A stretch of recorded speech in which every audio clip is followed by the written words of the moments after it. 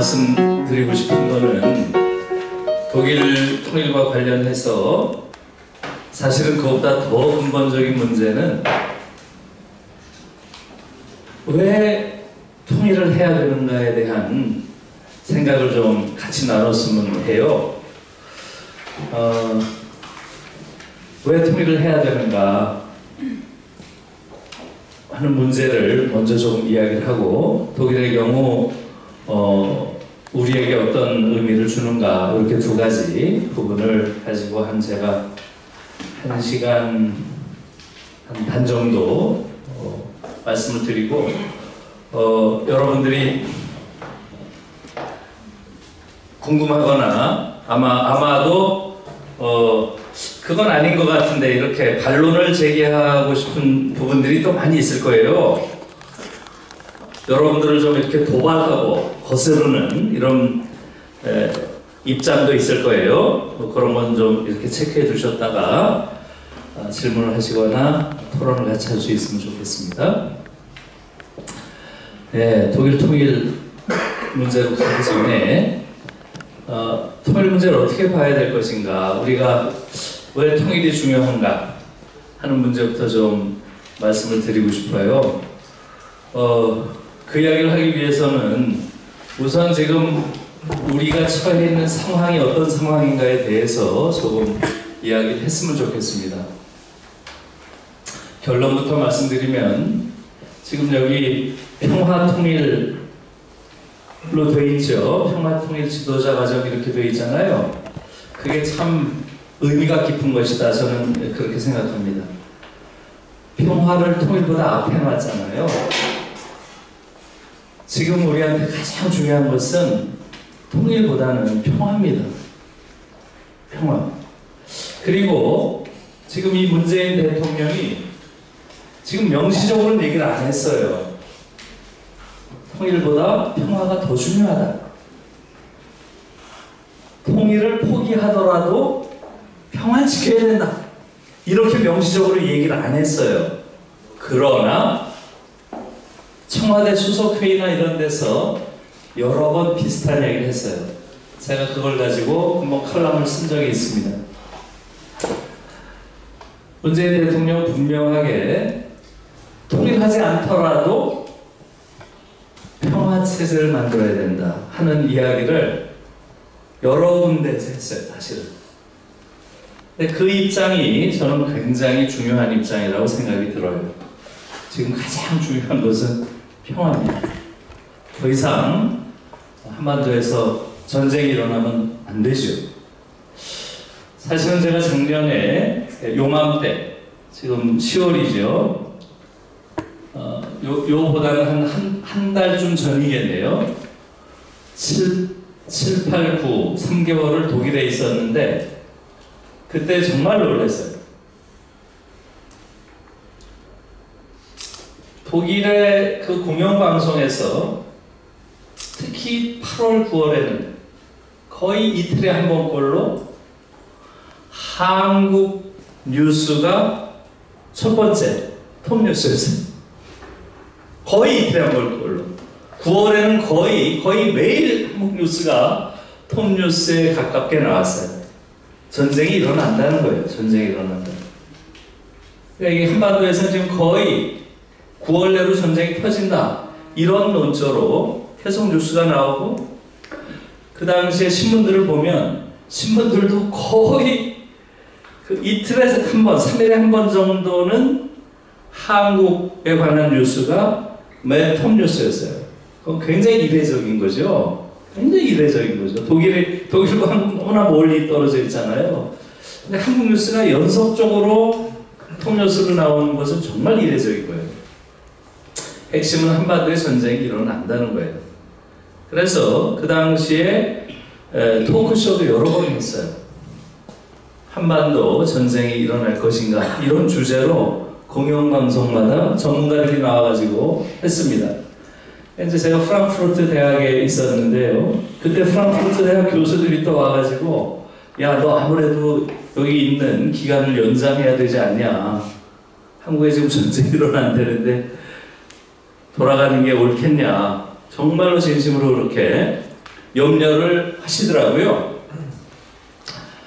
그래서 저희가 좀 이 전쟁에 뭐 하도 일상적으로 그런 위기 상황에 있기 때문이라서 그런지 무감각하잖아요. 근데 하도 주변에서 그러니까 제가 그때 이제 네이버라고 있잖아요. 한국 기사를 좀 자세히 봐야 되겠다. 그래서 걱정이 되더라고요, 사실. 9월 특히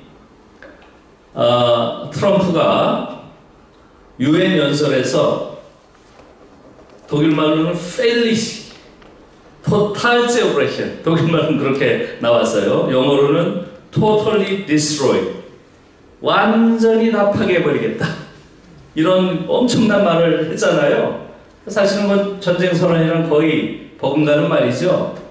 그 말이 나온 직후에 제가 들어가서 어떤 상황인지를 보려고 네이버에 들어가 봤더니, 네이버 검색어를 쭉 봤더니 1위가 류현진 등판 일정.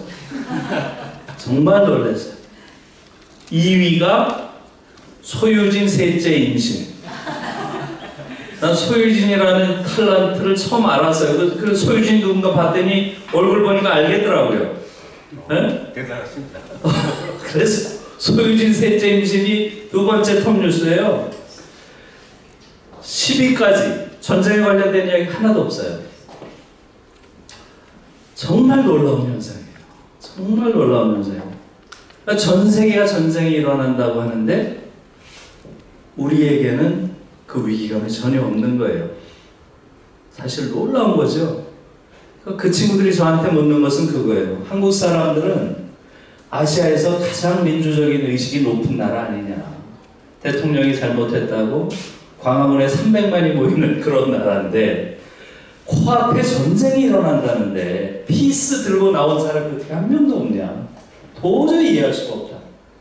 한국이 정치의식이 낮은 나라면 그래도 이해라도 가는데 한국은 상당히 정치의식이 높은 걸로 알려져 있거든요. 이미. 그 당시에 여러분들 그 촛불 혁명 막 촛불 집회 많이 할 때 그때 독일에서 디자이트라고 하는 유명한 그 주간지가 있는데요. 그 주간지에 칼럼이 하나 실렸는데 그 제목이 이제 유럽과 미국은 한국에서 민주주의를 배워야 한다. 제목이. 와, 그거 보고 정말 놀랐어요. 놀랐을 뿐만 아니라 너무 기분이 좋았어요. 내가 한국인이라는 게 이렇게 자랑스럽게 느껴본 게 그렇게 자랑스럽게 느껴본 게 처음이었던 것 같아요. 예? 유럽과 미국이라는 게 뭐예요?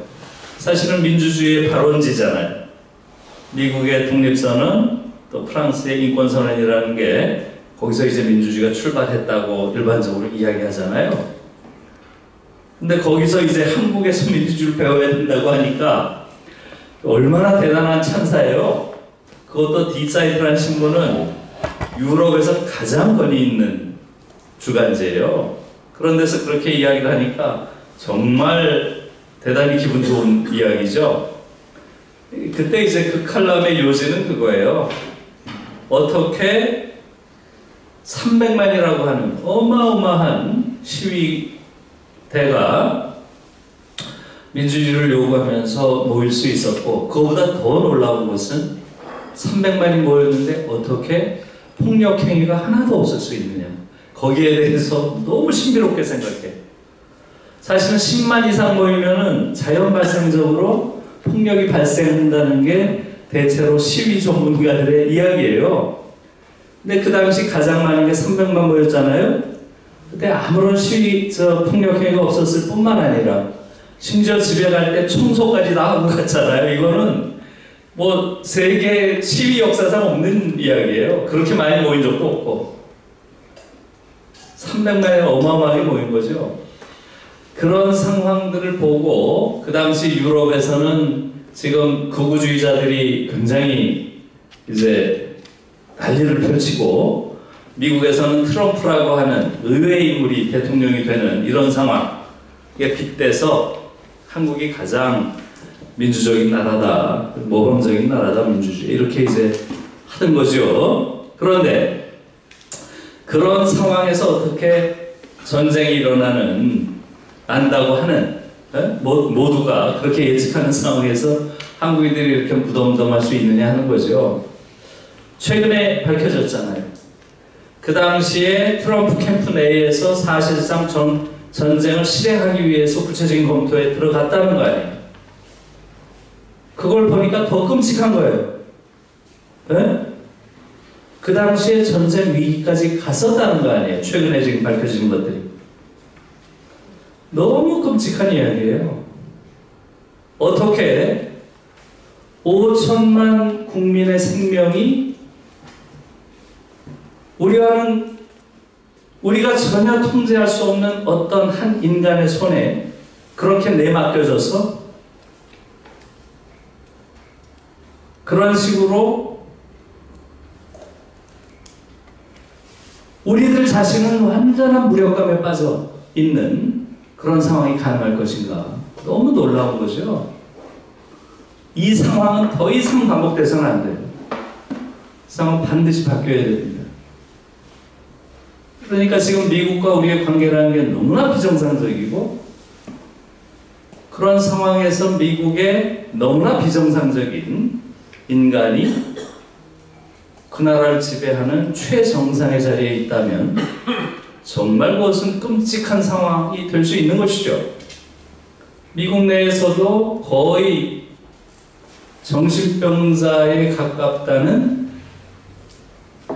그런 결론들이 정신의학자들에 의해서 나오고 있잖아요. 한국에도 번역도 있어요. 그걸 공동집필한 사람이 한국계 예일대 의대 교수예요. 그 제목을 내가 기억하지 못하는데, 트럼프라는 자는 사실상 정신병자에 가까운 자이기 때문에 정치가로서 대단히 위험하다는 거죠. 그게 작년에 나온 책이죠. 아무튼 그런 상황이에요. 그래서 사실은 더 놀라운 것은 우리의 그런 끔찍한 수준의 무감각이에요. 무감각. 위기에 대한 무감각. 그게 가장 두려운 거예요. 저는 트럼프의 그런 막말 또는 김정은의 그런 모험, 도발보다 더 무시무시한 건 우리가 가지고 있는 무력감과 위기에 대한 무감각이에요. 이게 제일 무서운 거예요, 사실. 어떻게 그렇게까지 왔느냐는 거죠.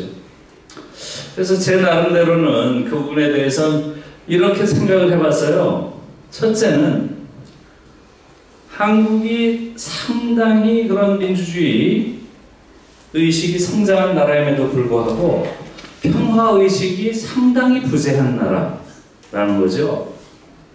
전 세계에서 평화운동이라는 게 이렇게 사회적으로 약한 나라가 많지 않아요. 전쟁과 관련된 이야기가 나오면 평소에 시위가 없던 나라도 몇만의 시위대들이 등장합니다. 너무나 당연한 거죠. 생명에 관련된 문제이기 때문에. 근데 우리는 평화운동이 지난 70년 동안 조직적으로 봉쇄됐다, 혹은 파괴됐다, 이렇게도 얘기할 수 있을 것 같아요. 다시 말하면 평화운동하는 많은 사람들을 공산주의자라고 공격하고 빨갱이라고 공격하고 이런 방식으로 하면서 평화주의 운동 자체가 아주 조직적으로 탄압해 온 것, 그것 때문에 평화운동이 정말 사라진 게 아니냐, 이런 쪽이 한쪽이고요. 또 하나는 이태리의 프랑코 벨라르디라고 하는 철학자가 한국을 와서 이렇게 관찰을 하고 나서 책을 쓴 게 있어요. 그게 올해죠. 올해인가 작년인가?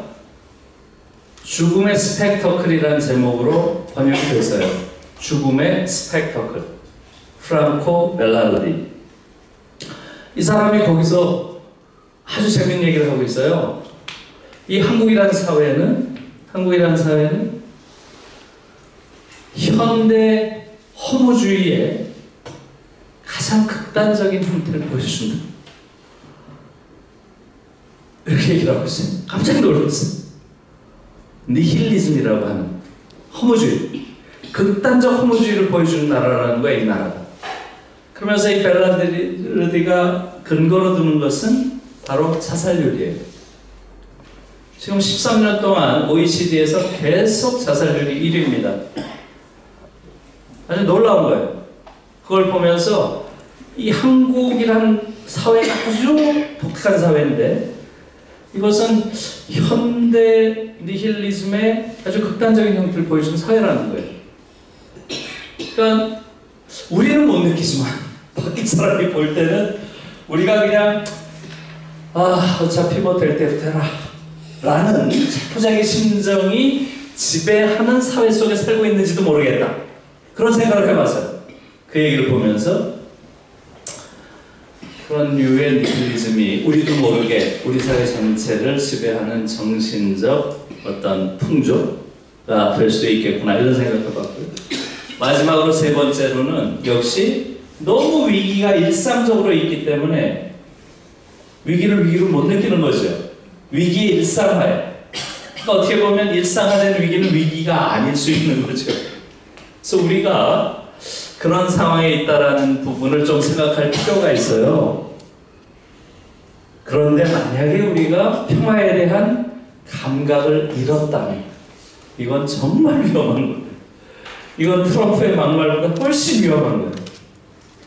이거 평화에 대한 감각을 살려야 돼요. 그리고 어떤 경우라도 무조건적으로 한반도에서 더 이상 전쟁이 있어서는 안 돼요. 어떤 명목으로라도 거기에 대해서 분명한 생각을 가져야 됩니다. 자, 그 다음에 이 평화가 통일보다 더 중요한 두 번째 이유는 지금 우리 한국 사회가 처해 있는 상황이에요. 한국 사회가 처해 있는 상황. 그러니까 우리는 한국 사회를 좀 객관적으로 볼 필요가 있다고 좀 말씀드리고 싶어요. 한국 사회가 어떤 사회인가요? 우리 한국 사회는 엄청난 사회예요. 그리고 여기 나이 드신 분들이 많이 계시지만 우리 지금 50대, 60대, 70대, 80대 이 나이 드신 분들이 정말 고난의 시대를 지내면서도 한국 사회를 이 정도의 사회로 만들어낸 거죠. 정말 대단한 것이죠. 어마어마한 경제 성장을 이룬 사회예요. 그건 분명합니다. 지금 세계 10위권의 경제 대국이 됐다는 것은 정말 놀라운 일이죠. 더 이상 못 사는 나라가 아니에요. 무지무지하게 잘 사는 나라죠. 무지무지하게. 자동차도 잘 만들고 가전제품, 핸드폰 그런 게 다 세계에서 제일 좋은 것들을 만들고 엄청나게 잘 사는 나라가 됐고 그것은 제가 유럽에 이렇게 독일에 갈 때마다 매번 새롭게 느껴요. 자동차도 동유럽 쪽에 어마어마하게 한국 자동차들이 팔리고 있고 그야말로 기적이라고 부르는 게 과언이 아닌 그런 정도로 경제성장한 건 사실입니다. 그 다음에 정치민주화죠. 아까도 얘기했지만 정말 미국과 유럽이 이제는 한국에게 민주주의를 배워야 한다는 말이 나올 정도로 정말 놀라운 거죠. 지금 우리가 가지고 있는 민주주의라는 건 그동안에 많은 희생을 거치긴 했으나 이것은 정말 소중한 것이고 아마도 동아시아에서 가장 위대한 민주주의 전통을 가진 나라. 여러분, 우리 주변에 있는 나라를 보세요. 동아시아에서. 이 중국은 말할 것도 없죠. 중국은 지금 상당히 경제적으로 이제 성공을 했고 상당한 수준의 자기들이 예상한 것보다 더 큰 성취를 했지만 그 대가로서 민주주의, 정치적 민주주의가 너무나 붙어 있어요. 사실은 조금 거리를 두고 중국의 정치를 본다면 1989년 천안문에서 있었던 일이 중국이 정상적인 현대사회로 전환되는데 치명적인 어떤 걸림돌로 평가될 거라고 저는 믿습니다. 1989년에 천안문 광장에 주로 베이징 대학생들을 중심으로 민주주의를 요구하는 강력한 데모가 있었죠. 그 당시에 중국에서는 탱크로 밀어버렸습니다. 당시에 얼마나 좋은지도 잘 몰라요 지금. 그리고 그 이후에 지금 시진핑 체제로 와서는 개인 우상화까지 나아가는 그런 조짐들이 최근에 많이 보이죠. 할 정도로 민주주의가 퇴행하고 있습니다. 중국에 대해서 민주주의를 이야기할 수가 없죠. 중국 사회는 아주 독특한 사회죠 지금. 사회주의를 한다고 하면서 전 세계에서 가장 확실한 자본주의를 하고 있는 나라예요. 아무리 중국이 그런 명분보다는 실리를 추구하는 나라라고 해도 지금 중국이 보이고 있는 행태는 정말 웃기는 거지. 짜장면집 간판 걸어놓고 스파게티 파는 거 아니에요? 네? 얼마든지 지금 중국이 그런 나라예요. 아무튼 중국 민주주의라는 건 뭐 중국이 향후 발전하는데 가장 치명적인 걸림돌이 될 겁니다. 중국이 민주화되지 못한 부분이 장기적으로 볼 때. 그 다음에 이제 일본이에요. 일본은 어때요? 일본은 지금 형식적인 민주주의는 상당히 돼 있는 것 같으나 내용적으로 보면 정말 저걸 민주주의라고 부를 수 있는지, 저는 그래서 일본 민주주의는 봉건 민주주의다 이렇게 제 나름대로 항상 부르고 있습니다. 그 얘기는 뭐냐 하면 일본의 의회에 지금 앉아있는 국회의원들이 있잖아요. 그 사람들을 한 2대만 거슬러서 올라가면 거의 대부분이 90% 이상이 봉건 귀족의 자제들입니다. 지금 아베는 뭐 말할 것도 없고. 일본은 단 한 번도 지배계층의 판이 바뀐 적이 없는 나라예요. 한 번도. 놀라운 나라죠. 그러니까 지금도 그냥 계속 과거의 봉건적 지배 질서가 정치 형태만 바뀐 형태로 그대로 온전해 오고 있는 그런 나라예요. 다시 말하면 일본에서는 예를 들면 최희준 씨가 최근에 돌아가셨죠? 작년에 돌아가셨나? 최희준의 노래가 일본에서는 안 맞아요. 빙글빙글 도는 의자, 회전 의자 이런 노래 있죠? 임자가 따로 있나? 안주는 주인이지. 아시죠? 네. 우리나라에 딱 맞아요.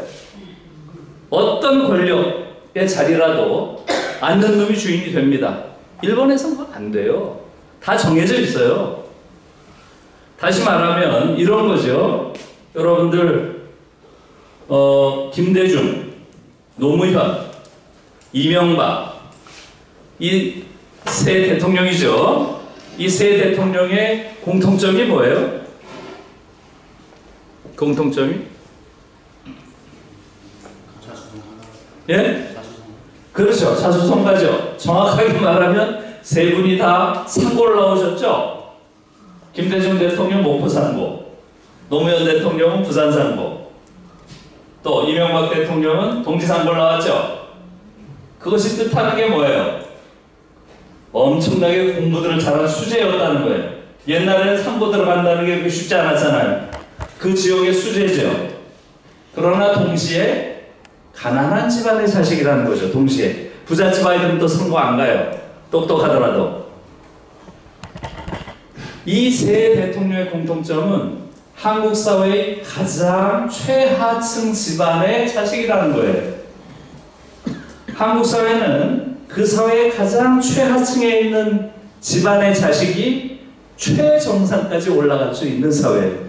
정말 독특한 사회, 사실은. 이것은 일본에서는 상상할 수 없는 거죠. 말하자면 신분의 탄력성, 신분 상승의 탄력성이 어마어마한 나라예요, 한국 사회가. 그래서 이것은 정치적 내용으로 봐서는 한국민주주의라고 하는 것이 훨씬 더 평등주의적 민주주의예요. 일본 민주주의는 신분제가 여전히 지배한다는 의미에서 봉건민주주의에 가까운 거죠. 그러니까 한국민주주의는 정말 대단한 거예요. 실제로 촛불 집회 한창일 때 일본 저희는 이제 동경대 교수들이랑 교류를 하는 게 있는데 그들이 한국에 와서 너무나 놀라고 부러워해요. 그 100만이 모이고 이렇다는 거 일본에서 상상할 수 없는 일이라고 해요. 그 정도로 한국 민주주의가 대단한 겁니다. 우리가 알고 있는 것보다 훨씬 대단한 거예요. 어떻게 보면 가장 자랑스러운 거라고도 이야기할 수 있습니다. 자, 요약을 하면 어마어마한 그야말로 기적이라고 불릴 정도의 경제 성장을 했고, 또 아시아에서 유례가 없는, 또 내용적으로도 상당히 평등지향적 민주주의를 우리가 이루어냈어요. 그 과정에 많은 희생과 피가 있었죠. 물론 그게 한쪽이에요. 우리가 가지고 있는 어마어마한 것이고, 소위 경제성장과 정치민주화를 이룬 아시아의 유일한 나라다, 이렇게도 이야기할 수 있죠. 또 다른 측면이 있잖아요. 우리의 다른 측면. 아까 말씀드린 것처럼 전 세계에서 가장 자살률이 높은 나라예요. OECD에서 지금 13년째 1위예요. 13년째. 자살률이 높을 뿐만 아니라 자살의 내용이 너무 안 좋아요. 노인 자살률은 압도적으로 1위입니다. 통계에 따르면 10배, 세계 평균의 10배 평균이 나오는 자료도 많아요. 대개 5배에서 10배예요. 노인 자살률의 원인은 사실 분명하죠. 노인 빈곤 때문에 그렇습니다. 노인 빈곤율이 52%예요. 48%에서 52% 왔다 갔다 하는 걸 봐서는 50%라고 보면 돼요. 노인 2분 중에 1분이 빈곤 상태에 있습니다. 독일의 노인 빈곤을 봤더니 2%더라고요. 100명 중에 2분 정도가 빈곤 상태예요. 우리는 2분 중에 1분이 빈곤 상태예요. 정말 끔찍한 일이에요. 자연사를 눈앞에 둔 노인들이 스스로 목숨을 끊는다? 거기에 대해서 사회에서는 아무런 관심을 기울이지 않는다?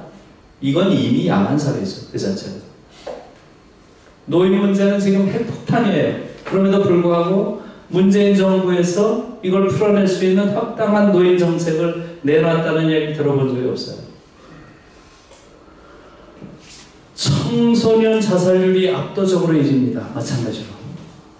전 세계에서 젊은 아이들이 인생을 시작하기도 전에 제일 먼저 스스로 목숨을 끊는 나라예요, 이 나라가. 제일 압도적이에요. 어린아이들은 전 세계에서 가장 우울한 아이들입니다. 아동 우울증 세계 1위예요. 이것도 계속 1위입니다. 사실은 아동 우울증이란 말은 저는 형용모순이라고 봐요. 어떻게 아이들이 우울할 수가 있어요? 에? 아이들은 태생적으로, 생리적으로 이 세상 모든 게 어떤 행복의 대상이지. 자기가 만나는 모든 게 놀이터고, 만나는 모든 대상이 장난감이고, 호기심의 대상이지. 어떻게 아이들이 우울할 틈이 있어요? 사실 말이 안 되는 거죠. 근데 이 한국 사회에서 태어난 아이들은 기적적으로 우울합니다. 에? 놀라운 거예요. 그러니 출산율도 세계에서 가장 낮습니다. 아이를 낳지 않아요. 제가 우리 대학원생들이랑 몇 년 전에 한 5명이랑 출산율 가지고 이야기를 하다 정말 깜짝 놀랐어요. 여학생 5명인데 5명 전원이 애를 안 낳겠대요. 정말 놀랐어요. 그 중에 1~2명 정도가 나는 애를 안 낳겠다 이러면 그냥 그건 뭐 그럴 수 있잖아요. 그러나 5명 전원이 안 낳겠다고 하면 이건 현상이죠. 이건 사회 현상이에요. 근데 이 아이들이 말하는 이유도 거의 같아요. 이 지옥 속에 내 아이를 쳐넣을 자신이 없다. 그러니까 못 낳겠다는 거예요. 5이 비슷합니다. 다 동일하더라고요. 전 세계에서 가장 불평등한 나라입니다. 여러분들이 불평등 지수들을 찾아보세요. 피케티라고 여러분들 많이 들어보셨죠? 세습 자본주의를 이야기하는 현대 자본주의라는 건 자본주의 역사상 가장 불평등한 자본주의고 세습 자본주의화하고 있다. 이게 이제 피케티의 핵심적인 테즈인데 피케티 방식을 가지고 한국에서 국세청 자료를 분석한 분이 동국대학교의 김남년 교수죠. 김남년. 그분이 벌써 그걸 자산불평등 통계를 제시한 게 벌써 한 4, 5년 됐네요. 네? 그분이 김남년 교수의 그 자산불평등, 그걸 여러분 들어가서 한번 찾아보세요. 경악할 겁니다. 지금 한국의 상위 1%가 가지고 있는 자산이 전체의 16% 정도 됩니다. 상위 10%가 가지고 있는 게 어떻게 돼요? 65%. 10%가. 하위 50%가 가지고 있는 전체 국부에 차지하는 비율이 1.7%입니다. 1.7%. 남 아래 절반이 가지고 있는 50%가 가지고 있는 게 1.7%예요. 그러니까 상위 1%가 가지고 있는 것의 8분의 1이 안 됩니다. 그러니까 한국인의 절반이 사실상 무산자라는 얘기예요. 그 통계에 따르면. 이 정도의 불평등이라고 상상할 수 없는 거죠. 거기에 내가 놀라고 있는데 한 몇 달 전에 일본 리스메이칸 대학교의 경제학 교수 이강국 교수라고 이분이 한겨레에 칼럼을 쓰는데 그분은 부동산 불평등 지표를 이강국하고 부동산 불평등 한번 이렇게 치면 바로 나와요. 한번 들어가서 보세요. 경악했습니다. 부동산의 경우는 훨씬 더 심각해요. 상위 1%가 24%. 24% 전체 부동산의 1%가 상위 10%가 얼마나 가지고 있을 것 같아요? 상위 10%가 전체 부동산 98%를 가지고 있는 98% 확인해 보세요. 그래서 이 정태인이라고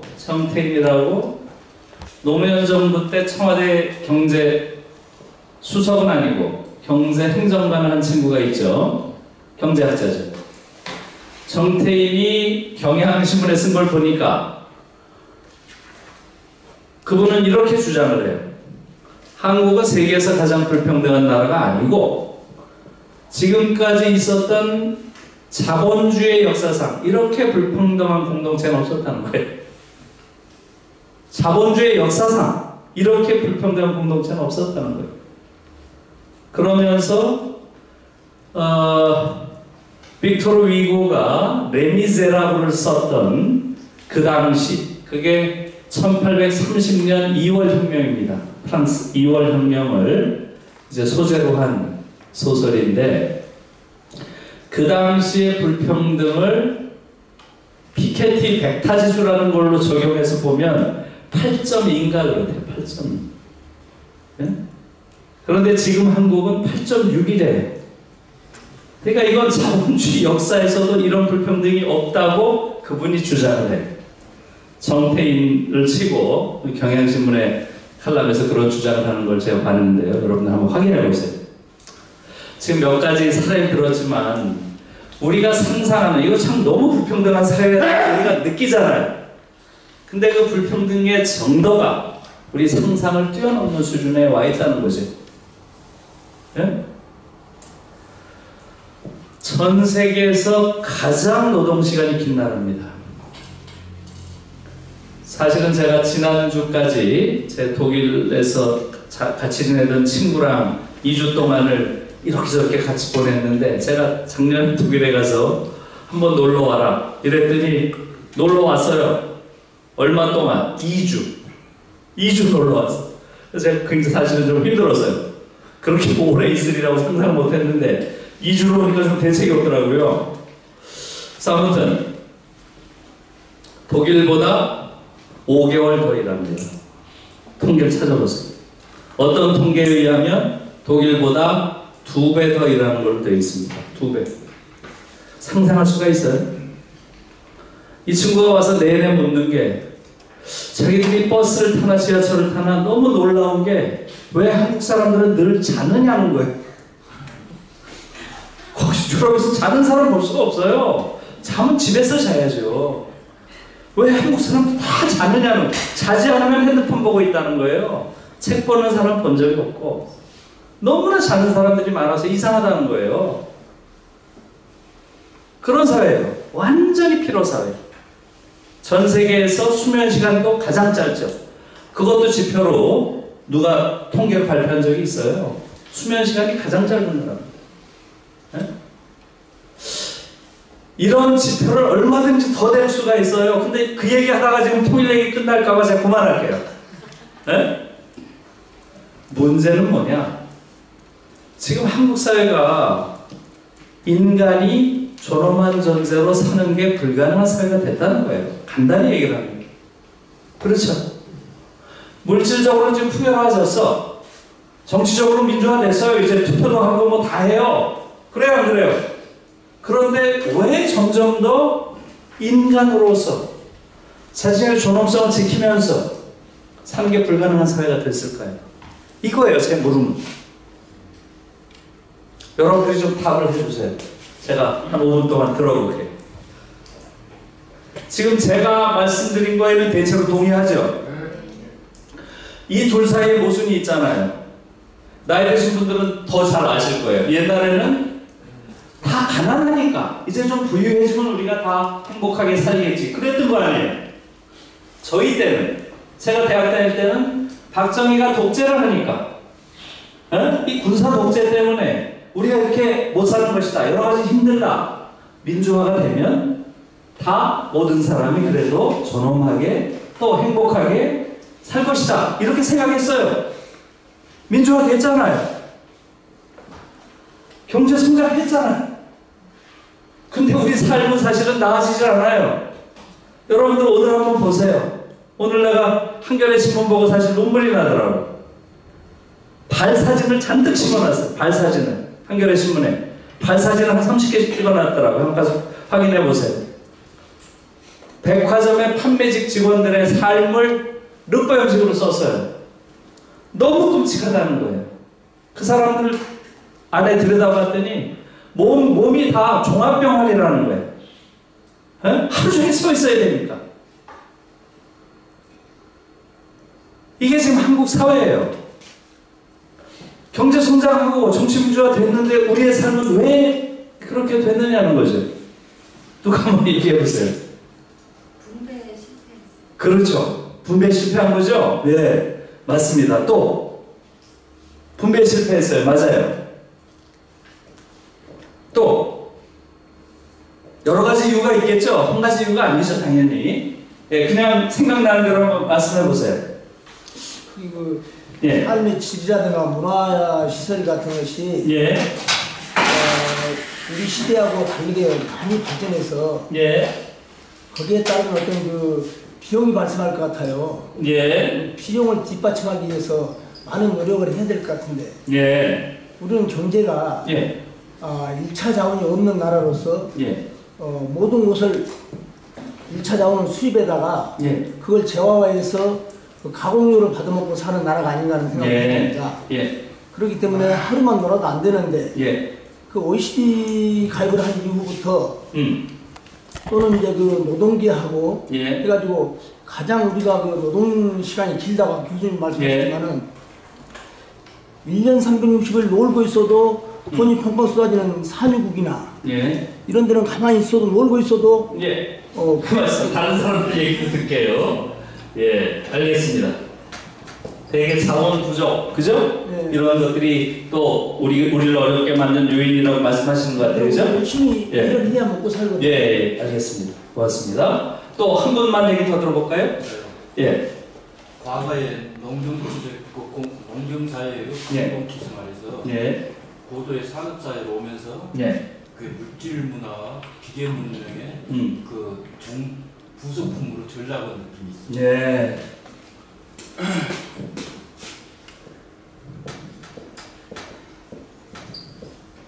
물질 문명 쪽으로 너무 가가지고 인간의 존엄이라든가 그런 생각들을 너무나 잊었다. 예, 좋은 말씀입니다. 선생님 말씀도 그렇고 좋은 말씀이라는 생각이 들어요.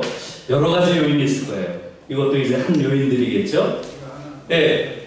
그 일제 식민지하고 일제 박정희 정권의 독재 하에서 좀 그랬던 부분이 좀 있을 것 같아요. 예. 인간의 존엄을 받아야 되는데 예. 생존을 하기 위해서 너무나 이렇게 좀 음. 뭐라 해야 되나 좀 참고 견디는 게 익숙해지지 않았나. 예. 그러면서 물질문이 너무 발달하면서 빈부격 차가 재벌이 잘한 역할도 있고 고도분장한 부분도 있지만 예. 중소기업이 너무 우리나라는 그 살아날 수 없게끔 어느 정도 일어서려고 하면 재벌에서 다 비용을 떼가 예. 그러다 보니까는 그런 부분에서 좀 상위에서 이제 사람을 보지 않고 지배를 하면서 어떻게 하면 활용할까 이런 식의 관점이 우리 관점이 좀 사람을 바라보는 시각이 잘못되어 있는 부분이 좀 있는 것 같아요. 네, 고맙습니다. 지금 두 가지를 말씀하신 것 같아요. 식민지배 유산 같은 게 남아서 정상적인 사회를 좀 갈아막고 또 재벌 체제라고 하는 기형적인 경제 체제 이런 것들이 만들어낸 게 아니에요. 지금 여러분들이 지적하신 이런 부분들이 다 작용을 한다고 저도 동의를 해요. 결정적인 게 뭐냐는 것이요. 네, 저는 그것을 분단이라고 봐요. 분단과 냉전 체제. 네? 분단과 냉전 체제가 남한 사회를 완전히 기형적인 사회로 만든 거예요. 그게 이제 제가 가지고 있는 생각이에요. 분단이라고 하는 것이 단지 판문점에 있는 게 아니에요. 분단이라고 하는 체제가 우리의 삶 전체를 지금 지배하고 있어요. 전체를 지배한다는 얘기는 뭐냐 하면 정치체제, 경제체제, 그 다음에 내가 가지고 있는 나의 심성구조, 까지도 다 분단이 만들어낸 것이다. 한국인들은, 우리는 못 느끼지만 한국인들은 사회화되는 과정에서 완전히 병영사회 속에서 성장하기 때문에 스스로 군사문화를 완전히 내면하고 어느 조직이나 엄청나게 권위주의적인 성격을 내면하고 있어요. 지금 한국에서 미투 운동 같은 게 일어나고 하는 것들은 전 세계의 일반적인 발전과 비교해보면 정확하게 50년 지각한 거예요. 50년. 전 세계 일반적인 소위 선진국이라고 하는 나라가 50년 전에, 50년 전이면 몇 년이에요? 1968년. 1968년을 보통 68혁명이라고 그래요. 68혁명이라는 말을 들어보신 분 손 들어봐요. 들어보신 분 손 들어보세요. 네. 지금 저기 한 분도 안 계시잖아요. 사실상. 네, 저 이사장님만 빼고는 한 분도 안 계시잖아요. 이게 우리의 현실이에요. 오늘의 현대 세계를 만든 것은 68혁명이에요. 전 세계에서 68혁명이 한국만 없었어요. 유일하게. 68혁명은 65년에 베트남 전쟁이 터지면서 베트남 전쟁에 반대하는 것으로 시작해서 그 당시에 세계를 지배하던 모든 가치에 대한 저항, 특히 젊은이들의 저항으로 대변되는 세계혁명이에요. 전 세계에서 일어났어요. 그것은 프랑스 파리에서 시작됐지만 파리에서 시작해서 베를린, 로마, 바르셀로나, 그 당시에 이 공산 진영을 철의 장막이라고 그랬잖아요. 이데올로기의 장막도 넘었어요. 그래서 체코, 프라하의 봄이라고 여러분 들어보셨잖아요. 프라하의 봄이 68년이에요. 체코까지 갔어요. 또 도보해를 건너가지고 영국의 런던, 또 런던에서 대서양을 건너가지고 뉴욕, 그 다음에 미 대륙을 횡단해서 샌프란시스코, LA, 또 태평양을 건너서 동경까지 왔어요. 대한해협을 못 건넜습니다. 대한해협을 못 건넜어요. 이 68이 지금 그게 이제 여러분들이 증인이죠. 68을 모르잖아요. 올해 내내 유럽에서는 68을 가지고 평가하는 올해 내내 그런 행사들을 했어요. 올해 내내. 한국에는 없어요. 68이 없으니까. 전 세계에서 유일한 나라예요. 한국만 예외적으로 6.8이 없었어요. 그래서 우리는 어떻게 보면 그 얘기는 또 다른 이야기죠. 긴 얘기예요. 지금 6.8의 부재를 앓고 있는 거예요. 지금 50년 후에 한국 사회는 표준적인 다른 나라의 발전에 정확하게 50년 뒤셨어요. 지금 한국 사회. 왜 그렇게 됐는가? 그것도 분단이 만들어낸 분단. 자, 그럼 구체적으로 몇 가지 사례를 좀 들어볼게요. 왜 우리가 이 정도로 불평등한 나라가 됐고 이렇게 힘든가? 민주주의가 됐는데도 왜 그렇게 해서요? 그것은 아주 간단해요. 한국의 정치 제도를 보면 금방 알 수 있어요. 왜 이런 사회가 됐는지. 여의도에 앉아있잖아요. 그죠? 여의도에 지금 앉아있잖아요. 몇 명이 앉아있어요? 300명이 앉아있잖아요. 정말 중요한 인물들이죠. 이들에 의해서 법이 만들어지니까. 이들에 의해서 이 사회를 운영하는 질서, 규칙이 만들어집니다. 그렇잖아요. 이들이 누군가 하는 게 정말 중요한 거예요. 이들이 누구예요? 국회의원들이죠. 국회의원들 중에 300명 중에 최소 295명이 소위 자유시장 경제를 지지하는 자들입니다. 자유시장 경제. 그렇죠. 내가 5명을 뺀 건 누구겠어요? 5명. 정의당. 정의당도 몰라요. 2~3명은 또 지지할지. 여러분들 자유시장 경제 너무나 자연스럽게 다 알고 있잖아요. 자유시장 경제를 지지하지 않는다 하면 뭔가 이상하게 보잖아요. 우리 다 자유시장 경제를 지지하고 있는 자들이 앉아있는 거예요. 자유시장 경제는 뭐예요? 모든 사회적 갈등은 시장에서 해결이 된다는 그런 관점의 경제 시스템이에요. 그 얘기가 뭐예요? 모든 것들이 다 시장에서 조정되는 사회. 지금 문제되고 있는 게 있죠? 유치원. 유치원의 지금 70% 이상이 사설 유치원이라는 거 아니에요. 어린이집도 마찬가지. 대학도 마찬가지. 대학도 87%가 사립대학이에요. 제가 중앙대학교에 있는데 여기도 마찬가지예요. 거기는 두산이라는 재벌이 들어와서 대학을 자기 멋대로 합니다. 전 세계에 이런 나라는 없어요. 모든 공적인 영역에서 맡아야 될 일들을 전부 시장에 맡겨버린 나라예요. 이 나라는. 그러니까 모든 걸 자기 돈으로 구입을 해야 돼요. 인간이 누려야 될 기본적인 사회적인 권리조차도 돈 주고 사야 되는 사회예요. 그러니까 그게 유치원, 학교, 대학, 의료, 주거 다 그렇습니다. 사실은 인간이 최소한 인간으로서 존엄한 존재로 살려면 가장 중요한 게 뭐겠어요? 바로 의료, 그 다음에 교육, 그 다음에 주거죠. 이것은 시장에서 마음대로 거래하게 해서 안 되는 거예요. 우리는 오히려 지금 이 주거라는 게 가장 큰 재산 형성의 도구가 되어버렸잖아요. 이게 지금 한국 사회를 너무나 이상한 사회를 지금 만들고 있는 거죠. 그건 다 아시다시피 295명이 자유시장 경제를 지지하는 자들이에요. 이게 뭘 의미하느냐를 비교하기 위해서 제가 독일과 비교해 볼게요. 독일은 의회가 어디 있어요? 베를린에 있어요.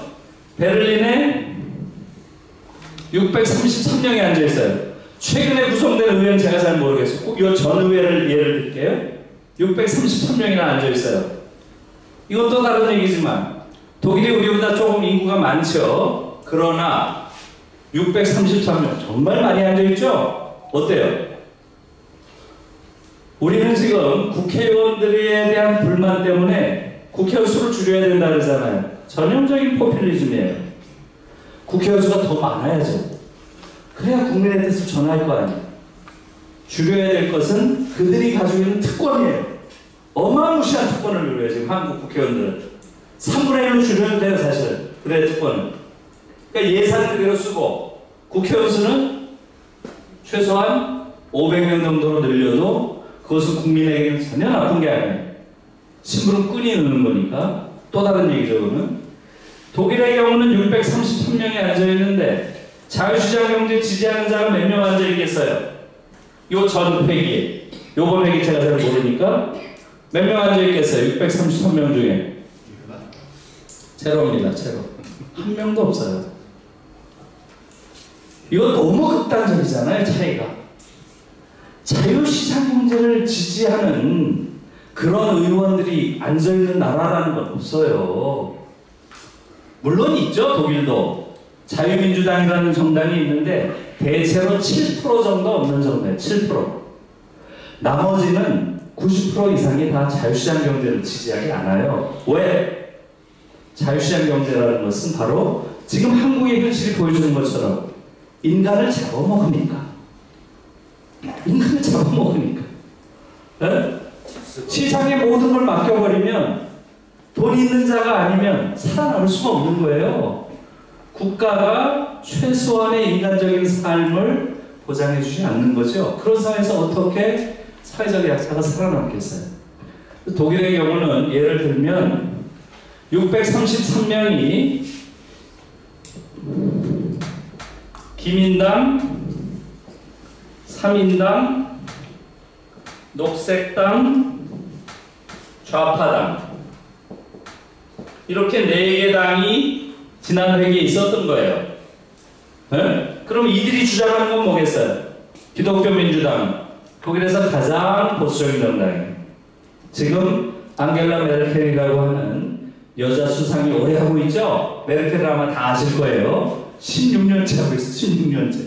엄청난 거죠. 독일 역사상 최장수 여자 수상이 기독교 민주당이에요.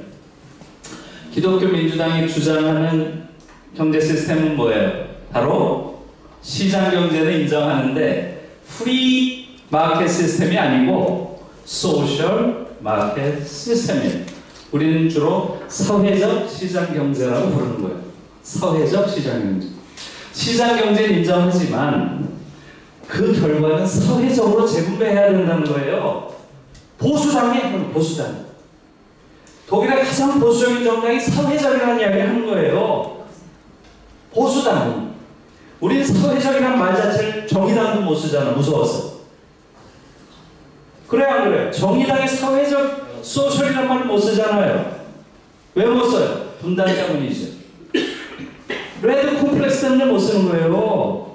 그러니 한국이라는 사회는 사회적이라는 가치, 더 소셜이 부재한 전 세계 유일한 나라예요.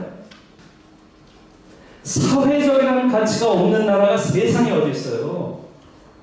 한국은 사회적이라는 이야기를 하는 순간 빨갱이라는 혐의를 받을까? 그런 용어조차 쓰지 못한 나라예요. 그런 나라에 어떻게 사회적 정의가 있겠어요? 개인 간의 경쟁만 있지. 그러니까 어마무시한 불평등이 지배하는 사회가 되어버릴 수밖에 없어요. 네?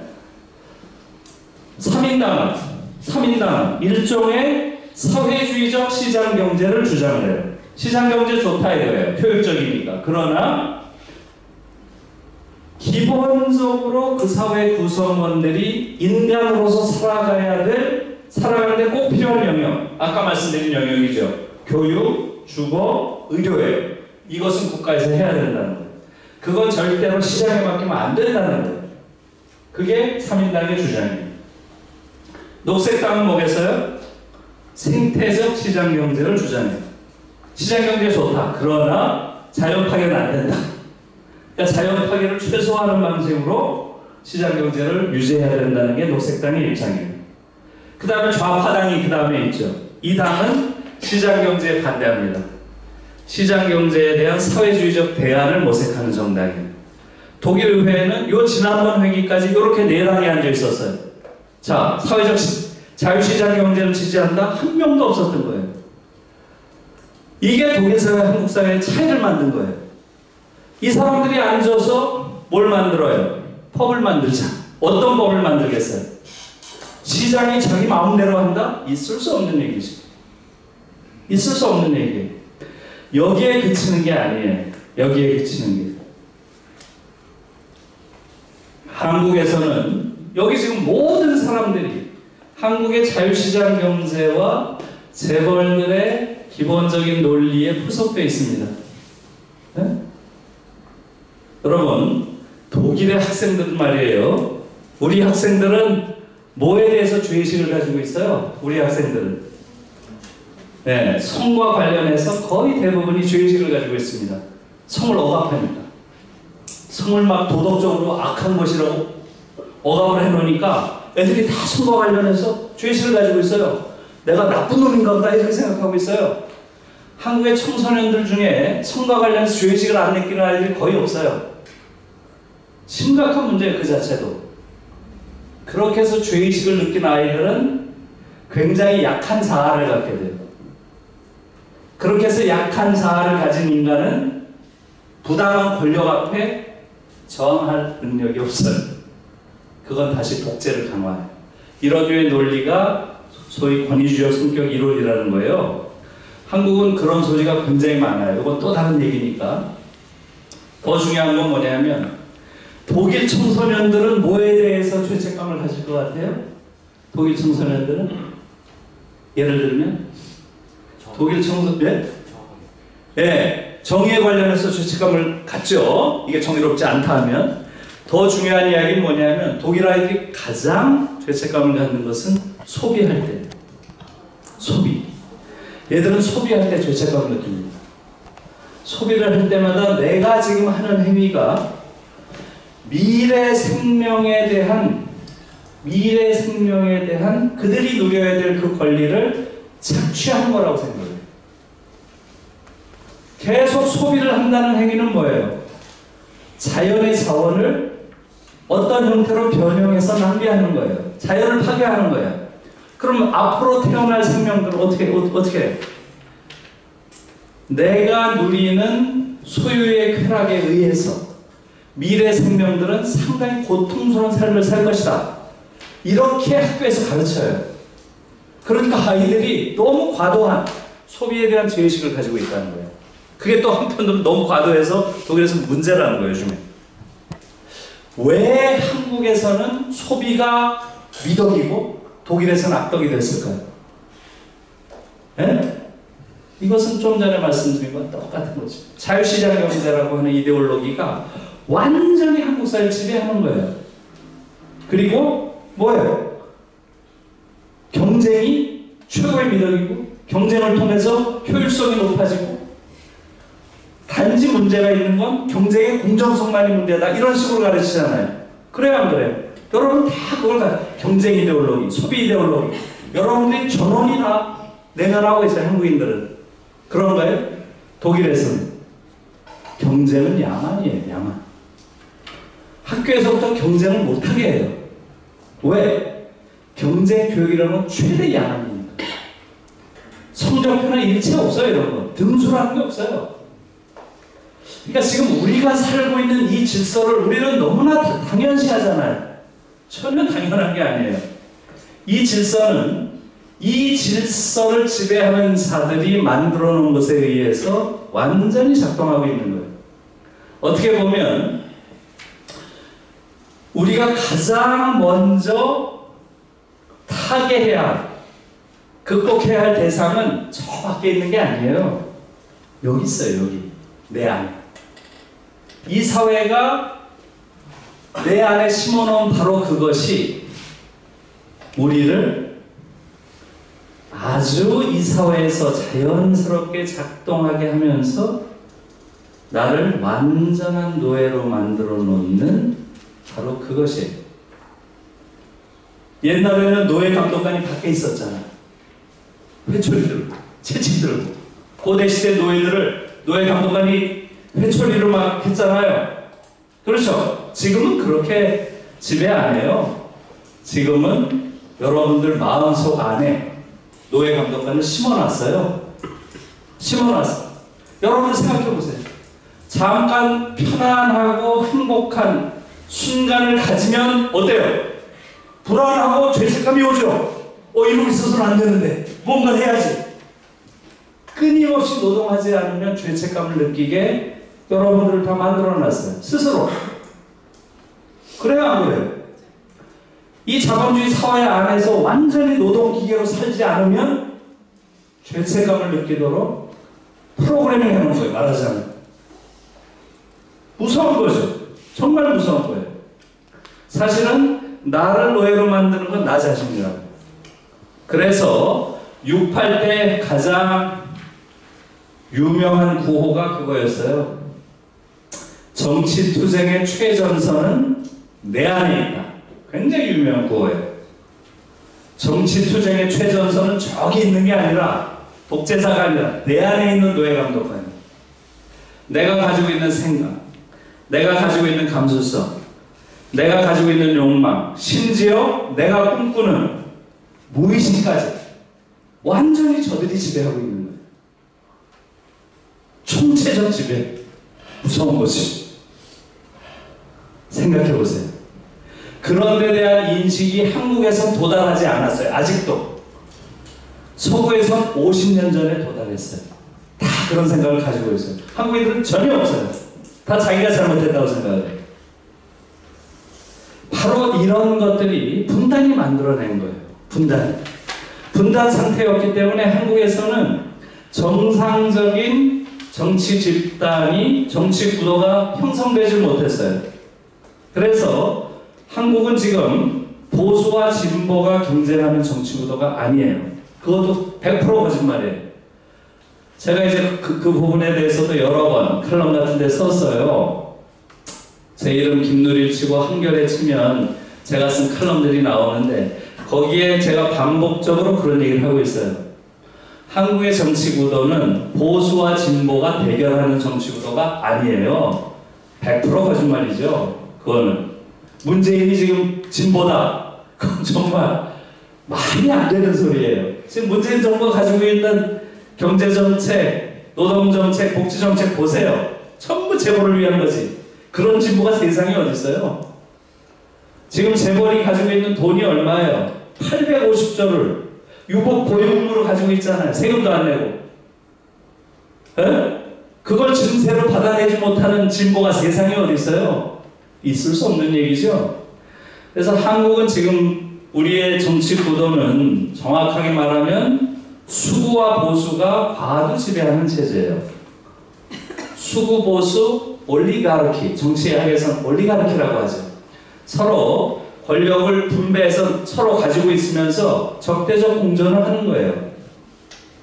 사실은 지금 민주당이라고 하는 정당은 한 번도 야당인 적이 없어요. 좀 세게 말하면. 수구와 권력을 6대4로 나눠갔느냐 아니면 4대6으로 나눠갔느냐 이 차이만 있을 뿐이지 계속 둘이 같이 지배해왔어요. 70년 내내. 70년 내내. 그러니까 안 바뀌는 거예요. 한국 사회. 전혀. 불평등이 더 심해지는 거죠. 지금 둘 중에 하나를 누굴 찍는다고 사회가 변해요? 하나도 안 변해요. 오히려 어떻게 보면 보수를 찍으면 보수는 최소한 수구에 비해서는 민주적 정당성을 가지고 있거든. 그러니까 사회적 저항이 더 즐거워요. 그러니까 더 확실하게 재벌을 지지할 수 있어요. 그래서 그 시기에 더 사회적 불평등이 커지는 거예요. 오히려 수구는 정치적 정당성을 결여하고 있기 때문에 파퓰리즘적 정책을 펴요. 그래서 마치 재벌에 대해서도 상당히 엄한 그런 태도를 취하는 것 같은 정책을 취해요. 그래서 일시적으로 마치 사회적 정의가 이루어지는 것 같은 착각, 착시현상이 생기기도 해요. 그걸 잘 보셔야 돼요. 지금 우리가 민주화가 됐다고 해서 사회가 좋아진다? 천만에. 지금 이 구도가 깨지지 않는 한 한국 사회는 바뀌질 않아요. 훨씬 더 세련된 방식으로 불평등이 강화될 거예요. 거기에 핵심적인 문제가 있는 거예요. 그 부분에 대해서 여러분이 성찰하지 못해요. 그리고 모든 언론은 거짓말을 합니다. 거짓말. 제가 그 부분에 대해서 지방선거 끝난 직후에 너무나 화가 나서 그 얘기를 썼어요. 지방선거 끝나고 나서 모든 언론이 뭐라고 했어요? 보수의 몰락, 진보의 앞선. 그래요, 안 그래요? 지방선거 결과를 모든 언론이 한겨레고 조선이고 그건 똑같아. 그렇죠? 보수의 몰락, 진보의 압승이라고 그랬잖아. 그래서 내가 진보가 어디서 압승을 했냐? 진보가 승리한 데가 어디 있어요? 어디서 진보가 승리했어요? 언어의 타락이 지금 그게 이루고 있어요, 한국에서. 예? 그러니까 지금 걔들이 만들어 놓은 언어를 통해서는 한국 사람을 이해할 수가 없어요. 왜 이런 현상이 벌어지는지 알 수가 없어요. 다 거짓말이니까. 이런 상황이라는 거 여러분이 인지를 해야 돼요. 그것도 좀 긴 얘기죠. 다시 말하면 지금 한국에서 소위 보수라고 불리는 집단, 그 집단은 수구예요. 그건 여러분들이 금방 알 수 있죠. 보수는 뭐예요? 좋은 가치예요. 보수는 아주 좋은 가치예요. 우리 김구 선생님 보수예요. 김구 선생. 백범 김구 선생님 같은 분이 진짜 보수죠. 에? 그분이 중시하는 게 뭐예요? 역사, 전통, 에? 민족, 또 문화. 지금 우리 보수라고 하는 사람들은 정말 문화랑은 아무런 관계가 없죠? 너무 비문화적이죠? 또 보수의 가장 중요한 가치가 바로 공동체예요. 공동체. 개인보다는 공동체를 우선시하는 게 보수예요. 그래서 독일 보수는 기독교 민주당이 소셜이라는 말을 중시하는 거예요. 사회적. 모든 사람이 같이 가야 된다는 거죠. 그것도 중요한 보수의 가치예요. 한국에서는 그런 가치를 내세우면 빨갱이라고 공격하잖아요. 그런 보수가 어디 있어요? 한국에서 보수라고 하는 사람들은 어때요? 역사를 중시해야 되는데 보수는 역사 이야기를 하면 경길하잖아요. 에? 역사를 무서워하잖아요. 역사를 왜곡하잖아요. 그런 보수가 어디 있어요? 공동체를 경시하고 역사를 두려워하고 민족을 경시하고 이런 보수는 없어요. 그런 자들을 수구라고 부르는 거죠. 그러니까 문재인 정부 정도가 그냥 보수예요. 문재인 정부는 스스로는 자기들이 진보라고 절대 말 안 해요. 그러나 누가 진보라고 하면 그런 척하고 가만히 있어요. 부정 안 해요. 그 태도도 참 기회주의적인 거예요. 그러면 안 되는 거죠. 그래서 제가 그 지난번 지방선거 끝나고 나서 그 얘기를 했어요. 문재인 정부는 양심적인 태도를 취해야 된다. 문재인 정부의 역사적 사명은 좋은 보수가 돼서 김구 선생의 그 전통을 잇는 것, 보수가 욕먹지 않도록 하는 것, 그렇게 함으로써 보수를 참칭하는 거짓 보수, 수구를 오른쪽으로 밀어내서 정치 무대에서 퇴장시키는 것, 그렇게 함으로써 자연스럽게 왼쪽에 좋은 진보가 나올 수 있는 공간을 열어주는 것, 이것이 문재인 정부의 역사적 사명이에요. 제가 보기에 그렇게 해주기를 바라요. 지금 말씀에서 이제 거의 다 드린 거예요. 한국에서 한국 사회가 정치적인 민주화도 돼서 우리가 투표도 하는데 또 경제도 발전했는데 어려운 사람들은 더 어려워지는 거예요. 왜? 구도 자체가 잘못 짜여 있는 거예요. 지금 전 세계에서 가장 우경화된, 극단적으로 우경화된 정치 구도가 한국이에요. 비유를 하자면 이래요. 독일에서 지금 기민당, 독일의 가장 보수당이에요. 지금 독일 수상이 있는 기민당이 한국에 오면 어떻게 될 것 같아요? 기민당이 그 정책을 그대로 가지고 한국에 와서 그 정책을 펼치면, 그러니까 이 당의 정책은 뭐예요? 대학은 어떻게 해야 되는 거예요? 대학은 기민당의 정책은 대학은 학비는 없어야 되고 기민당 정책이에요. 그 다음에 생활비는 다 줘야 된다는 거예요. 나라에서. 교육은 모든 국민의 권리니까. 그게 기민당 정책이에요. 그 다음에 실업에 빠진 사람들은 실업의 문제는 개인의 문제가 아니라 사회 문제이기 때문에 국가에서 실업수당을 통하고 재교육을 시켜서 재취업을 할 수 있는 길을 만들어줘야 된다. 이게 기민당 정책이에요.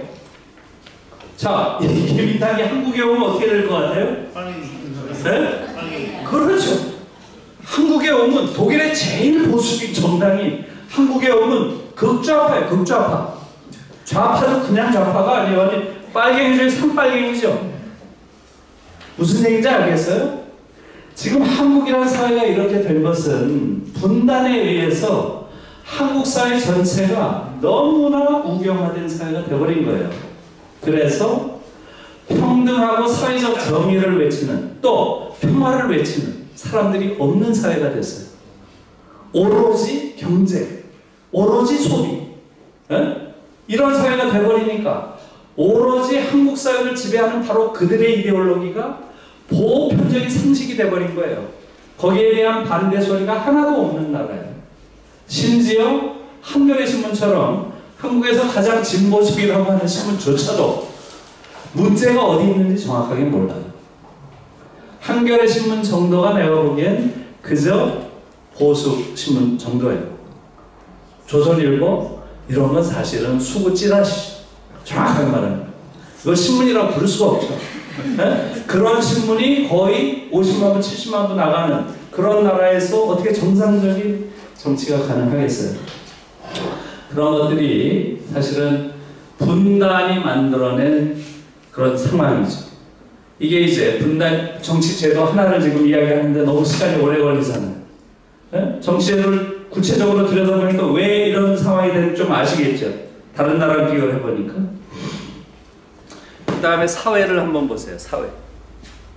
꺼졌나? 꺼진 것 같다. 예, 그냥 할게요. 그 다음에 사회를 보면 우리 사회도 마찬가지입니다.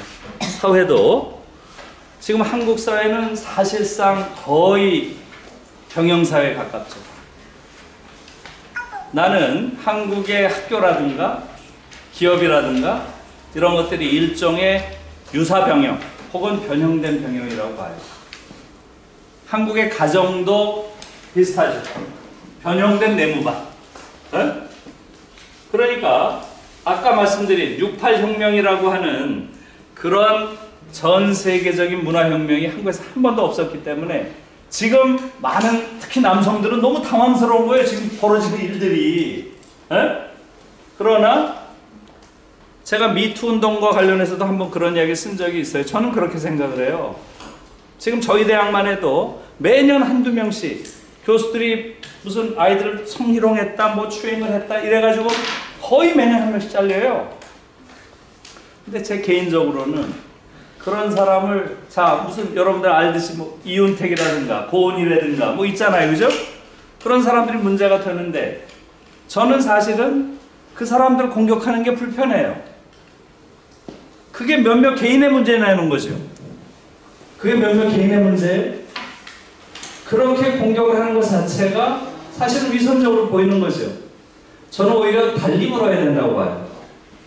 한국에서 12년 동안 교육받고 그죠? 또 대학까지 하면 16년이겠죠? 3년 동안 군대를 나온 남성이 정상적인 인간이 되는 게 가능할까? 이렇게 물어야 돼요. 저는 불가능하다고 해요. 그러니까 한국에서의 사회와 가정 자체가 과연 정상적인 인간, 존엄한 인간으로 성장하고 성숙한 민주주의자로서 행동할 수 있는 그런 인간을 만들어내는가? 그걸 냉정하게 물어야 된다고 생각해요. 제가 보기엔 불가능해요. 그 얘기는 한국 사회를 전체를 바꿔야 되는 거죠. 교육부터 바꿔야 되는 거예요. 지금 우리 교육은 교육이 아니에요. 이건 완전히 반교육이에요. 아까 말씀드린 대로 내가 그런 이야기를 얼마 전에 썼어요. 독일에서 제가 있으면서 가장 부러운 게 뭐냐 하면 열등감을 가진 사람을 본 적이 없어요. 제가 8년을 살았는데 열등감을 가진 사람을 본 적이 없어요. 나중에 보니까 그 이유를 알겠어요. 초등학교 때부터 등수가 없어요. 걔들은 쟤는 산수를 좋아하는구나, 나는 그림 그리기를 좋아하는데 이렇게 다름이 있을 뿐이지 우연히 있는 게 아니에요. 모든 사람이 당당해요. 모든 사람, 어떤 일을 하는 사람도 당당해요. 역으로 나는 한국 사회에서 그래도 뭐 한국 사회에서 그렇게 잘 나간다고 하는 사람들도 많이 봤지만 열등감이 없는 사람을 본 적이 없어요. 다 이런저런 형태로 열등감을 내려나가고 있어요. 잘 나가는 사람일수록 더해요. 부장판사다? 그런 사람을 한 10분만 얘기해봐요. 내가 무슨 실력이 없어서 중앙지검 못 갔나? 이런 소리 나와요. 중앙지검에 못 간 데 대한 열등감들을 다 내면하고 있는 거죠. 말하자면 거의 모든 영역이 그래요. 왜 그렇겠어요? 모든 것들을 우열의 질서로 만들어 놓은 사회 체제 때문에 그런 것이겠죠. 그래서 그런 이제 일종의 병영사회 같은 게 우리 사회가 가지고 있는 문제라고 보고요. 그 다음에 마지막으로는 저는 우리의 내면, 성격, 그걸 저는 권위주의적 성격이라고 부르는데, 우리의 정치 지형은 수구, 보수, 과도지배 체제고, 우리의 사회는 일종의 유사병영사회고, 우리 한국인들이 가지고 있는 성격 구조는 권위주의적 성격이에요. 전형적인 권위주의적 성격이에요. 권위 앞에서 굴종하고 권위에 맞서지 못하는. 이 질문은 이런 거예요. 제가 촛불혁명이 한창 벌어졌을 때 독일의 국영 일방송이 아에르데라는 데인데 거기서 매번 와가지고 인터뷰를 했어요. 이것이 갖는 의미가 뭐냐. 그래서 내가 막 신나가지고 이건 한국 민주주의가 얼마나 위대한 민주주의인지를 보여주는 것이다. 막 떠들었어요. 그러면서 막 이야기를 했어요. 4.19부터 5.18, 60, 촛불 혁명까지 얼마나 위대한 역사냐 우리 한국 민주주의가, 이러면서 막 떠들었어요. 떠들다가 동시에 약간 뒷골이 약간 저려오더라고요. 한국 민주주의가 그렇게 위대하다는 건 사실은 뭐예요? 한국 민주주의가 그렇게 위대하다는 건 사실은 뭐예요? 한국 민주주의가 그렇게 취약하다는 거죠. 생각을 해보니까. 그렇잖아. 끊임없이 우리가 쟁취한 민주주의가 다음 순간에 다시 파시즘으로 떨어진 거예요. 혹은 유사 파시즘으로 떨어진 거예요. 다시 독재로 떨어진 거예요. 다시 부패한 정치로 떨어진 거예요. 그렇잖아요. 그걸 반복해온 거예요. 그 얘기는 사실은 뭐예요? 한국 민주주의가 위대하다는 말은 사실은 한국 민주주의가 취약하다는 얘기죠. 취약하다. 그래서 왜 한국 민주주의가 취약할까? 그 부분에 대한 생각을 좀 많이 했어요. 왜 한국 민주주의는 취약할까요? 네. 사실은 민주주의자 없는 민주주의라는 말을 제가 이제 만들어 봤는데요. 과연 민주주의자가 없는데 민주주의가 확고하게 자리 잡을 수 있을까? 우리가 민주주의가 되는 연습을 해본 적이 있나? 한 번도 없어요. 분단이라는 게 우리의 정치 구도를 한편으로는 어떻게 해놨어? 아까 말씀드린 대로 완전히 수구와 보수가 과도지배하는 극단적으로 우경화된 정치지형으로 만들어 놨다면, 사회적으로는 한국 사회의 거의 모든 영역이 유사병영사회, 학교도 그렇고 회사도 그렇고 검찰, 언론사 가보세요. 완전히 변형된 병영이지. 거기가 어떻게 자유롭고 민주적인 사회가 어디 있어요? 네? 그런 사회에서 성장한 자들이 어떻게 민주주의가 되겠어요? 광화문에서 아무리 민주주의를 외쳐도 집에 가면 완전히 보수적인 가부장, 학교에 가면 완전히 애들 쥐잡듯이 잡는 권위주의적 교사, 회사에서는 완전히 착취에 민감한 자본가라면 그 민주주의 어떻게 해요? 그런 부분들을 우리가 가지고 있는 거예요. 그것은 분단이 만들어낸 어떤 사회 형태와 밀접한 관계가 있다고 보는 거죠. 그리고 우리가 가지고 있는 권위적 성격, 그 세 부분이 사실은 다 분단에 생겨난 것이다 하는 거죠. 그래서 이런 생각이 점점 더 전 많이 들어가지고 지금 통일과 관련해서 외적으로 일어나는 이런 문제들보다도 훨씬 더 중요한 것은 바로 한국에서 더 이상 냉전 체제가 지속되는 것은 이제는 끝내야 된다. 이제는 평화가 들어서야 된다. 평화가 들어서는 것이 이런 문제를 해결하는데 출발점이에요. 이제 38선에 누가 서 있어야 돼? 38선에 군인이 아니라 경찰들이 서 있어야 돼. 그렇죠. 정전협정이 깨지면 국경을 경찰들이 지키는 거죠. 그렇게만 되면 더 이상 남한 사회에서 전쟁의 위협을 정치적으로 악용하는 그 집단은 사라질 거예요. 그래야 남한 사회가 비로소 정상적인 보수와 진보가 서로 경쟁하는 그런 정상적인 사회로 바뀔 것이고, 그런 과정 속에서 우리 사회도 사회 모든 영역에서 민주주의가 작동하는 사회가 되는 것입니다. 저 자신도 사실 굉장히 부끄러워요. 저희 중앙대는 박용성이라는 두산의 회장이 들어와서 완전히 절대 군주처럼 자기 멋대로 대학을 운영을 했습니다. 거기에 맞서서 1000명의 교수 중에 사실은 10명이 싸웠어요. 박용성이는 내 목을 치겠다고 했어요. 정말로. 목을 쳐달라고 길게 내밀었는데 안 쳐주면 예의가 아니지. 이렇게 재미있는 말까지 써가네. 그런 그 말을 경향신문 기자가 어디서 듣고 경향신문 일면 톱으로 실었어요. 그 다음날 사직했습니다. 내가 잘린 게 아니라 그 양반이 먼저 잘렸어요. 나는 지금 아직 목도 붙어있고 학교도 붙어있고 이런 거죠. 네. 학교도 다 그런 거예요. 학교. 지성의 전당이라고 하는 대학도 총장 하나를 그 구성원들이 못 뽑아요.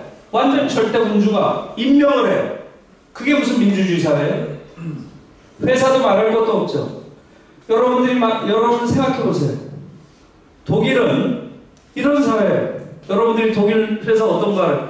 벤츠, 그죠? 혹은 루프트한자, 독일 비행기, 비행사, 보쉬 이런 데 다 어떻게 돼 있나요? 이 사회가 어떻게 돼 있어요? 20명이에요, 20명. 그 중에 10명이 노동자입니다. 독일은 노동이사제가 반반, 50%로 되어 있는 유일한 나라예요. 유럽에선 노동이사제라는 게 18개국에서 지금 하고 있습니다. 다 30%가 들어가요, 노동자 대표가. 독일은 50%가 들어갑니다. 사실상 노동자들이 모든 직장을 경영하는 거예요, 노동자들이. 그래서 독일이 세계에서 최고인 거예요, 사실은. 민주주의라는 것은 투표하는 행위가 아니에요. 우리 삶 전체를 자율적이고 자유로운 인간으로서 구현하는 과정이 민주주의라고. 우리는 광장 민주주의까지는 지금 왔어요. 광장에서 독재 물러가라 이것까지는 해요. 그러나 가정에서, 학교에서, 직장에서 우리는 여전히 지극히 권위주의적인 사회 속에 살고 있고, 그런 것들이 왜 문제인지 이제 어렴풋이 예감하기 시작했어요. 이런 사회가 온 것은 바로 한국 사회가 분단의 결과, 사회 전체가 하나의 평형사회 속에서 우리가 살아온 거예요. 정치 구도가 그렇고, 그 다음에 사회 체제가 그렇게 된 거죠. 그 안에서 살고 있는 사람들의 성격 구조도 철저하게 권위주의적 성격으로 굳어진 거죠. 다시 말하면 우리가 분단을 극복해야 된다는 이야기는 곧 뭐예요? 내가 인간으로서, 존엄한 인간으로서, 자유로운 인간으로서 나를 구현할 수 있는 사회적 조건을 만든다. 그러니까 중요한 거죠. 자, 통일은 어때요? 통일은 일단 이런 우리를 지금 옥죄고 있는 이런 분단 체제가 평화 체제로 전환되면 통일은 역사적 조건이 허용하는 선에서 하면 돼. 서두를 것도 없어요, 제가 보기에. 통일의 가능성은 세 가지예요. 첫 번째는 양국 체제로 가는 거예요. 독일과 오스트리아처럼. 독일과 오스트리아는 다른 나라잖아요. 서로 외교 관계도 맺고 있잖아요. 그러나 딱 개헌민족들이잖아요. 그러나 그냥 완전히 양국 체제로 가는 거예요. 관계가 없어. 그 다음에 또 하나는 소위 일민족 이국가론이, 소위 콘페더레이션이라고 보통 정치학자들이 얘기하는 거죠. 그것은 뭐예요? 동독과 서독의 관계였어요. 동독과 서독은 서로 국가로서 인정을 했어요, 상호간에. 그러나 외국과 외국의 관계는 아니었어요. 참 애매하죠. 국가와 국가로서 서로 인정하지만 외국과 외국의 관계는 아니다. 다시 말하면 서로 간에 대표 뭐예요? 대사관을 두질 않았어요. 그 대신 상주 대표부를 뒀어요. 우리는 그래도 한민족이다. 외국은 아니다. 요게 이제 국가연합이라고 하는 컨페더레이션이고요. 그 다음에 한 발짝 더 가면 페더레이션이 되겠죠. 연방제. 그건 그야말로 좀 더 완벽한 통일이 되는 거죠. 저는 이 세 단계는 어떤 게 옳고 어떤 게 틀렸다 이렇게 얘기할 수 없다고 봐요. 역사적 조건이 허용하는 안에서 그 시기에 가장 알맞는 형태로 남북이 접근하면 된다고 저는 생각을 해요. 그래서 그게 중요한 것이 아니라, 다시 말하면 통일과 관련된 부분은 신중하게 시간을 가지고 가되, 냉전을 해체하고 평화체제를 만드는 것은 신속하게 해야 돼요. 최대한 빨리 해야 돼요. 내년까지 평화체제로 전환이 이루어져야 된다고 저는 생각을 해요. 그걸 위해서 노력을 해야 됩니다. 예, 지금 40분인데 지난번에도 그랬는데 독일 통일 얘기를 하나도 못했네요. 그죠? 네. 아무튼 저는 지금 우리가 안고 있는 당면한 그 문제가 굉장히 중요하다고 생각하고요. 독일의 경우도 결국은 통일을 이룸으로써 그 이후에 독일의 통일이라는 것은 동서독이 통일되는데 머문 게 아니에요. 동서독이 통일이 됨으로써 유럽이 통합됐고, 그럼으로써 그것이 유럽 지역 전체의 평화를 가져오는 그런 결과를 가져왔죠. 우리도 이제 마찬가지로 남북 통일이라고 하는 것이 남북 통일에 멈추는 것이 아니고 남북을 포함하는 동북아 일대 전체의 평화를 가져오는 그런 첫걸음이 될 거예요. 그래서 제 개인적으로는 지금 통일 문제는 조금 동북아 전체의 정세와 관련해서 볼 필요가 있다.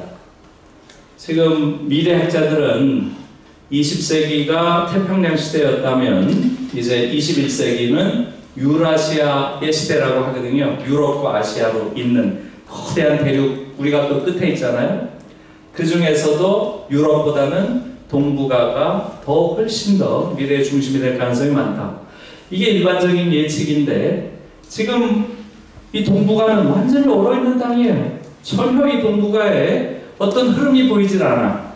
왜 그래? 그것은 크게 보면 저는 이제 세 가지라고 그렇게 제가 나름대로 한번 정의를 해봤는데, 세 가지 장애가 있다, 동북아에. 그게 첫 번째는 일본의 과거, 두 번째는 한반도의 현재, 세 번째는 중국의 뭐겠어요? 미래 때문이다.